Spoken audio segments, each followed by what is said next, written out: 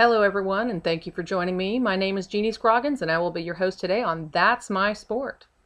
Today our topic is going to be figure skating. Figure skating is a beautiful sport. Some don't actually consider it a sport though, but rather an art. But if you take a look at the body of a figure skater, you'll know they've had to put in some significant work to stay that fit. On the surface, figure skating is a beautiful, elegant program on ice, with music. Recently, the rules for music have changed. They've now started to allow music with words, whereas instrumental was the only music they used to allow. Figure skating is like an iceberg. What you see on the surface is beautiful, but it's only a small portion of the whole product. Last year, U.S. had their first gold medalists in ice dancing, Charlie White and Merrill Davis. They began skating together when they were children around the age of 7, which is around the time most children begin learning to skate. Some have skating parents and begin teaching them to skate as soon as they can learn to walk. Other children, like mine, get involved in skating by attending summer camps where they are given basic instruction on how to stand properly and steady themselves on the blades. Eventually, they're taught to do simple moves such as lunges or spirals that require the skater to skate on one blade. If the child shows interest, they can enroll in a basic skills program called Learn to Skate, which is available at nearly every skating rink in the country.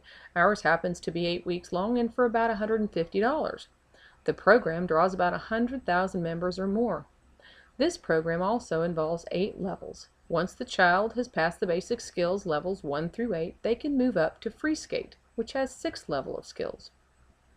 If the child maintains interest in figure skating, they can begin taking private lessons. Most coaches have been where they are at some point and have gone on to participate competitively.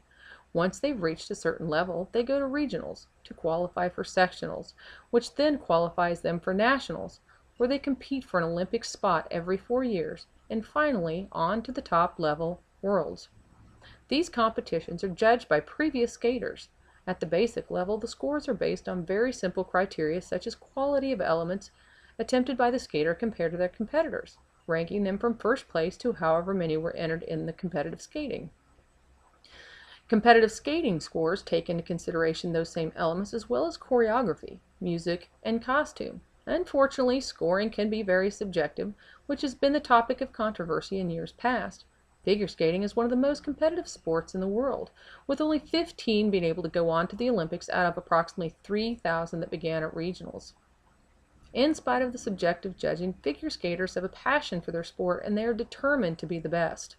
Since it's not an Olympic year, you won't be able to view it on TV this season, but you can view the competitions and the results by subscribing to icenetwork.com or looking for them on YouTube.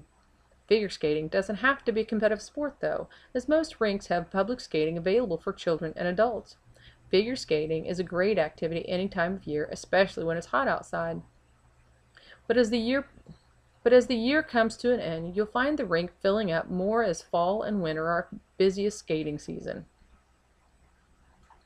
If you've yet to partake in figure skating, find your local rink and go and try. I'm sure you'll like it. Thank you for joining me. This is Jeannie Scroggins for That's My Sport. Have a good day.